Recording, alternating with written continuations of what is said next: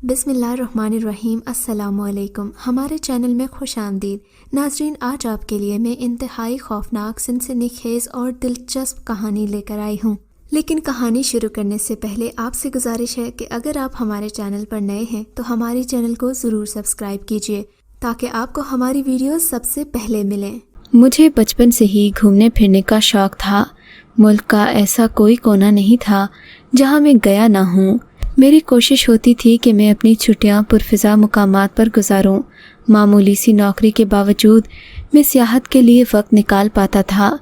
ان دنوں آزاد کشمیر جانے کا پروگرام ہوا۔ مجھے کسی دوست نے بتایا کہ آزاد کشمیر کا سب سے قریب ترین علاقہ تمہیں مظفر آباد ہی پڑے گا، اس لیے اگر تم جانا چاہو تو ہم بھی ساتھ چلیں گے۔ دوستوں کے ساتھ یہ میرا پہلا ٹرپ تھا۔ آپ کو یہ جان کر حیرت ہوگی کہ میں زیادہ تر اکیلا ہی ٹرپس پر جایا کرتا تھا۔ خیر، اتوار والے دن ہم سب دوست مظفر آباد پہنچے۔ مظفر آباد کی خوبصورتی کے قصے بیان کرنے لگوں تو میری ساری کہانی اسی کی نظر ہو جائے گی، لیکن مظفر آباد میں سیاحت کے دوران ایک ایسا واقعہ پیش آیا جس نے مجھے خود بھی حیران کر ڈالا، اس لیے میں آپ کو بھی سنانا چاہتا ہوں۔ یہ صبح تقریباً 8 بجے کا وقت ہوگا۔ میں اور اصغر ہوٹل سے نکل کر ساتھ والے سبزہ زار میں آ گئے۔ ہم کچھ دیر کھلی فضا میں سانس لینا چاہتے تھے۔ سورج کی ننھی کرنیں ماحول کو جادوئی تاثر دے رہی تھیں۔ تبھی میری نظر سامنے والی پہاڑی ٹیلے پر پڑی جہاں سے ایک لڑکی اپنی بکریوں کو ہانکتی ہوئی ادھر کو آ رہی تھی۔ لڑکی نے گھٹنوں تک لمبی قمیض پہن رکھی تھی اور اپنا سر دوپٹے سے لپیٹا ہوا تھا۔ اس کا ریوڑ اچھا خاصا بڑا تھا جس میں بکریاں، دمبے اور کئی قسم کے جانور شامل تھے۔ لڑکی کے ساتھ 2 بچے بھی تھے جو مختلف آوازیں نکالتے اور بکریوں کے ریوڑ کو ہانکتے جاتے۔ یہ منظر بڑا ہی دلچسپ تھا۔ میں اس لڑکی کو دیکھتا رہ گیا، لیکن ان کا ریوڑ یہاں پر ختم نہیں ہوا۔ میں آپ کو بتاتا چلوں کہ ان لوگوں کے پاس 300-400 کے قریب بکریاں تھیں اور یہ کافی خوشحال لگ رہے تھے کیونکہ ان کے چہرے سیب کی طرح لال تھے اور ان کی صحت ان کی خوشحالی کا پتہ دے رہی تھی۔ میرے پاس سے یہ لوگ گزرنے لگے تو بوڑھے آدمی نے مجھے اپنے گھر آ کر چائے پینے کی دعوت دی۔ بوڑھے آدمی کی بات میں بڑا خلوص تھا۔ میں اور میرے دوست نے اس شخص کی دعوت آسانی سے قبول کر لی اور اس کے ساتھ اس کے گھر چلے گئے۔ آدمی ہمارے ساتھ آنے پر بہت خوش ہوا، کہنے لگا آپ کو میں ایسی چائے پلاؤں گا کہ آپ کبھی بھول نہیں سکیں گے، اور واقعی ایسا ہی ہوا۔ اس نے ہمارے سامنے بکریوں کا دودھ نکالا اور ہمیں دودھ پتی بنا کر پیش کی۔ یہ چائے اتنی مزیدار تھی کہ اس کا ذائقہ آج تک منہ میں آتا ہے تو دل چاہتا ہے مظفر آباد کی وادیوں میں جا کر اسی خانہ بدوش کے ہاتھوں کی چائے پیوں۔ بہرحال خانہ بدوش سے بات چیت کرتے ہوئے مجھے احساس ہوا کہ وہ کافی پڑھا لکھا ہے۔ میں نے اس سے پوچھا اگر آپ پڑھے لکھے ہیں، انگریزی بولنا بھی جانتے ہیں تو پھر یہ بکریوں کا ریوڑ اور یہ پیشہ میری سمجھ سے باہر ہے۔ میری بات پر وہ ہنسنے لگا، بولا صاحب میں نے تو ایم اے انگلش کیا ہے لیکن یہ میرا پیشہ ہے، وہ میری تعلیم ہے اور مجھے دونوں پر فخر ہے۔ اس آدمی کی بات سن کر مجھے مزید حیرت ہوئی۔ میں نے اس سے پوچھا کہ اس نے انگریزی میں ایم اے کرنے کے باوجود بھی خانہ بدوشی کا پیشہ کیوں اپنایا؟ کہنے لگا اس کے پیچھے ایک بڑا دلچسپ واقعہ ہے۔ یہ ان دنوں کی بات ہے جب ہمارے ابا بستر مرگ پر تھے۔ ہم لوگ بہت پریشان تھے کہ کیا کریں۔ ہمارا گھرانہ بہت غریب تھا۔ ہم لوگوں کی زندگی میں سوائے 2 وقت کی روٹی کے اور کوئی خوشی نہیں تھی۔ ہم روٹی کھاتے اور اللہ کا شکر ادا کرتے۔ انہی دنوں اللہ تعالیٰ کے حکم سے ابا بھی رضا الہی سے وفات پا گئے۔ میں، اماں اور میرے چھوٹے بہن بھائی اکیلے رہ گئے۔ اب زندگی میں سوائے فکر و فاقہ اور پریشانیوں کے اور کچھ نہیں بچا تھا۔ اماں لوگوں کے کپڑے سلائی کرتی تھیں جبکہ میرے بھائی اور میں اسکول جاتے تھے۔ ہم اماں کی مدد کرنے کی کوشش کرتے مگر بے سود۔ اماں دن رات کام کر کر کے تھکنے لگیں۔ تب میں نے سوچا کہ میں کوئی نوکری کر لوں، لیکن ماں نے مجھے کہا کہ مجھے نوکری کرنے کی ضرورت نہیں۔ وہ چاہتی تھیں کہ میں اپنی تعلیم جاری رکھوں۔ میں بی اے کے آخری سال میں تھا۔ 2 سال بعد جب میں نے ایم اے مکمل کر لیا تو اماں بہت خوش ہو گئیں کہ اب میں نوکری کرنے کے قابل ہو گیا تھا۔ اماں کو امید تھی کہ جلد ہی مجھے سرکاری نوکری مل جائے گی اور میں اپنا گھر چلانے کے قابل ہو جاؤں گا، لیکن جلد ہی مجھے اندازہ ہو گیا कि नौकरियों के लिए तो सरकारी दफ्तरों के बाहर लोगों की लाइनें लगी हैं। नौकरी मिलना इतना आसान नहीं था जितना मैंने समझ रखा था। अम्मा की मायूसी एक तरफ और मेरी अपनी परेशानियां एक तरफ। लगता था हम कभी कामयाब नहीं हो पाएंगे। इन्हीं दिनों मुझे एक तरकीब सूझी। हमारे घर के साथ एक खाली कमरा बना हुआ था जिसे दुकान या गोदाम के तौर पर इस्तेमाल किया जा सकता था। अगरचे हमारे इलाके में किराए की दुकानों का ज़्यादा रिवाज तो नहीं था, मगर मैंने सोचा कि इस कमरे को छोटे से खोखे के तौर पर इस्तेमाल करके आमदनी का ज़रिया बनाया जा सकता है। मैं इसी कोशिश में लगा हुआ था कि मुझे एक आदमी मिल गया। उसने मुझे बताया कि शहर से आने वाले लोग जो यहाँ की खूबसूरती देखने आते हैं अक्सर होटल्स में रहना पसंद नहीं करते। उनकी ख्वाहिश होती है कि वो यहाँ के किसी मुकामी के घर में रात गुजारें। ये लोग अमीर होते हैं, पैसे की परवाह नहीं करते। अगर तुम अपने घर का वो कमरा सेट कर लो, हो सकता है कि अगर कोई भी मेहमान यहाँ पर आए तो तुम्हें अच्छे पैसे दे दे। आहिस्ता आहिस्ता तुम्हारी शोहरत भी बढ़ जाएगी तो तुम्हारे पास ज़्यादा लोग आने लगेंगे। और सोचो, अगर कोई तुम्हें महीने का 10,000 भी दे जाए तो तुम्हारे लिए क्या कम है, और उन लोगों के लिए 10,000 कोई बड़ी चीज़ नहीं है। आदमी की बात सही थी।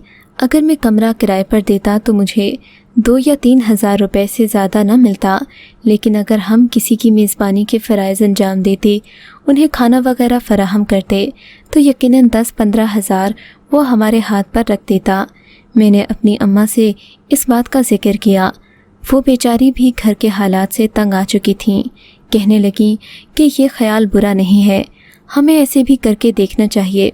हो सकता है अल्लाह ताला की तरफ से कोई मेहमान ऐसा आ जाए जो हमारे सारे मसले हल कर दे। अम्मा के मुंह से निकली ये बात सच हो जाएगी, मैंने सोचा भी नहीं था। बहरहाल अगले दिन से हमने उस कमरे को सजाना शुरू कर दिया। पुरानी लकड़ियाँ और कुर्सियाँ वगैरह बाहर निकाल कर उसकी दीवारों की अच्छी तरह लिपाई की। कमरे को जिस कदर मुमकिन हो सका हमने आरामदेह बनाने की कोशिश की। सफाई सुथराई का ख़ास ख्याल रखा, जबकि शहरी लोगों के मिजाज के ऐन मुताबिक हमने फूल बूटे वगैरह भी इस कमरे में लगा लिए। अब हमें सिर्फ मेहमान का इंतज़ार था। पहला महीना हमारा यूं ही इंतज़ार करते गुजर गया। अब तो अम्मा भी मायूस होने लगी थीं कि हमने यूं ही कमरा सजाया और मुफ्त में इतनी मेहनत की, हमारे पास कोई मेहमान तो आया नहीं। भला अब हमारे इस कमरे का क्या होगा? ये ना तो दुकान लगता है और ना ही मकान। हम खुद भी उसमें ना रहते थे और किसी को इस्तेमाल भी नहीं करने दे सकते थे। एक दिन मैं घर आया तो देखा अम्मा ने कुछ लोगों को सहन में बिठा रखा है। अम्मा के चेहरे से फूटती लाली बता रही थी कि आज कोई ख़ास मेहमान आए हैं। मैं अंदर आया तो देखा वाकई बरामदे में काफ़ी सारे लोग बैठे हुए थे, जिनमें 3 औरतें और 3 मर्द थे। ये इंतहाई खूबसूरत लोग थे। ऐसा लगता था कि पठान नस्ल के हैं। इनका लहजा भी पठानों वाला था। इनके बाल सुनहरे रंग के और आंखें नीली थीं। ये कहीं से भी इस मुल्क के नहीं लगते थे। मुझे हैरत इस बात की हो रही थी कि ये लोग यहाँ करने क्या आए हैं। खैर, अम्मा के इशारा करने पर मैंने आगे बढ़कर उन मर्दों को सलाम किया। इन लोगों ने उठकर मुझे गले लगाया, मुझसे खुश इखलाकी से बातचीत की और कहने लगे, हमें आपके कमरे के बारे में पता चला है। दरअसल हम लोग कुछ दिन के लिए यहाँ रहने आए हैं। अगर आप इजाज़त दें तो हम आपका घर इस्तेमाल करना चाहते हैं। मुझे और क्या चाहिए था। मैंने कहा, जनाब, हमारा घर तो वैसे अपने ही इस्तेमाल में है, लेकिन हमने मेहमानों के लिए एक ख़ास कमरा भी बना रखा है। लेकिन आप जहाँ चाहे रह सकते हैं, ये आपका अपना ही घर है।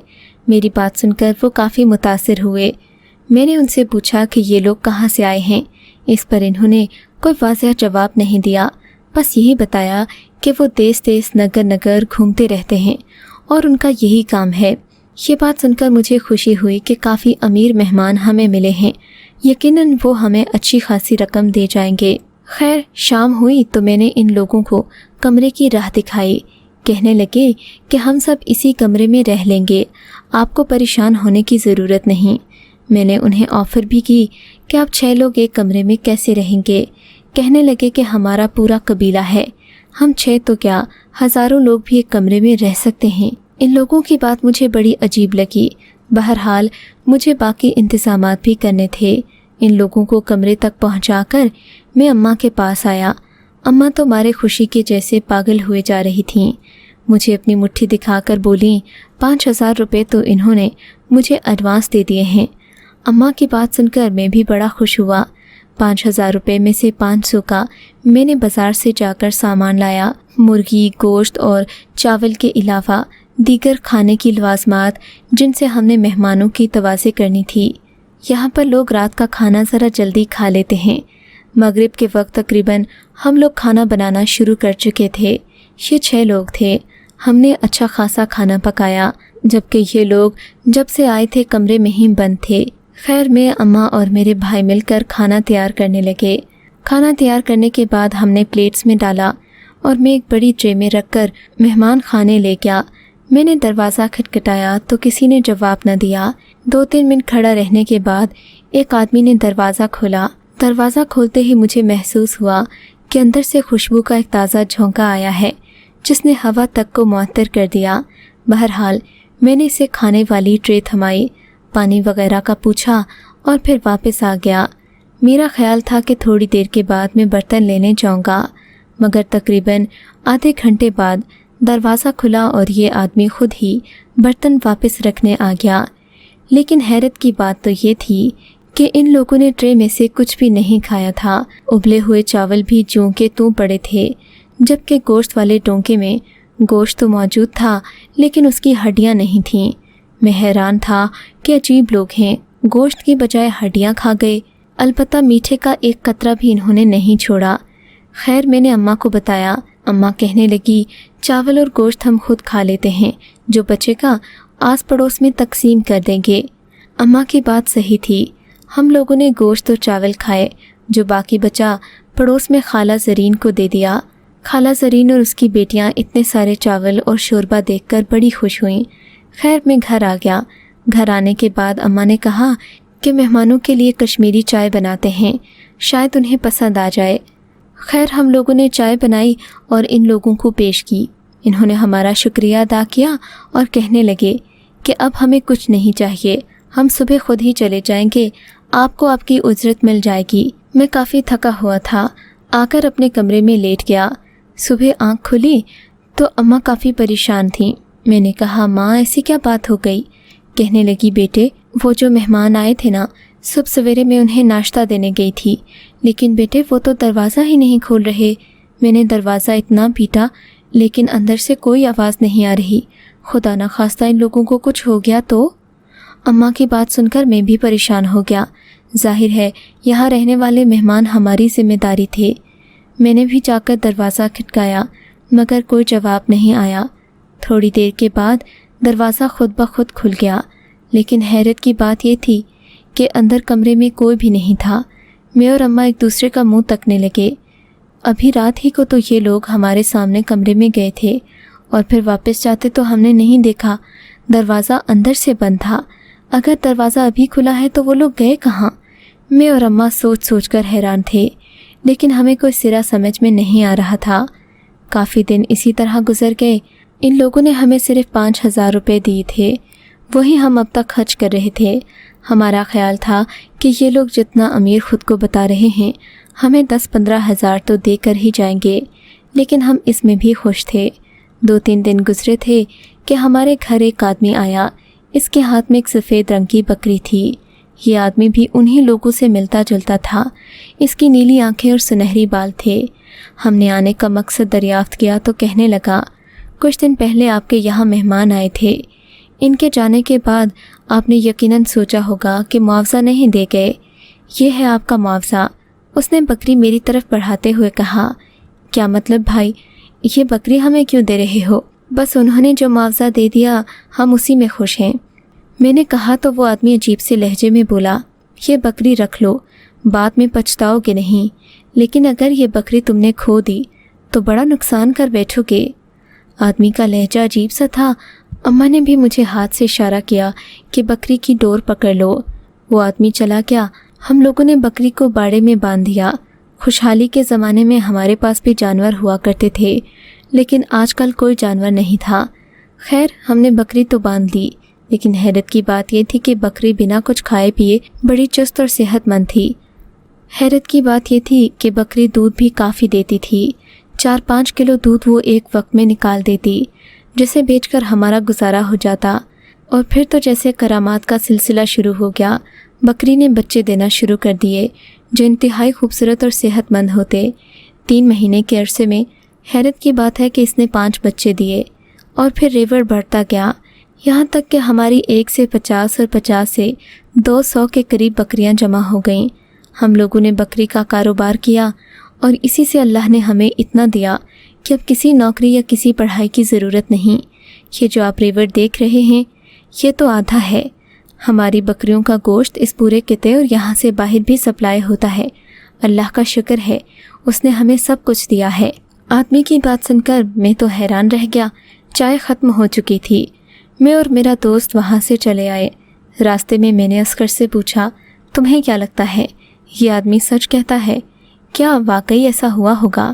کہنے لگا، میرا تو خیال ہے کہ جو مہمان ان کے گھر آئے تھے وہ کوئی عام مہمان نہیں بلکہ جنات تھے۔ انہوں نے لوگوں کو ان کے خوش اخلاقی اور حسن سلوک کا بدلہ دیا، اور یہ بکری بڑی برکت والی ہوگی۔ میں اپنے دوست کی بات سن کر ہنس پڑا۔ مجھے تو لگتا ہے اس آدمی نے ہمیں یوں ہی کوئی کہانی بنا کر سنا دی۔ آپ کو کیا لگتا ہے؟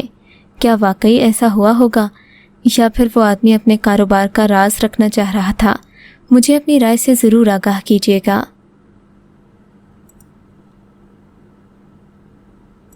اگر آپ کو یہ کہانی اچھی لگی ہے تو اس ویڈیو کو لائک کیجیے، اور اس طرح کی مزید ویڈیوز دیکھنے کے لیے ہمارے چینل کو سبسکرائب کیجیے۔ اور ہاں، اگر آپ کی کسی دوست، رشتہ دار یا بہن کے ساتھ خدا نہ کرے ایسا کوئی واقعہ پیش آیا ہے تو ہمیں کامنٹ سیکشن میں اس کے بارے میں ضرور بتائیے۔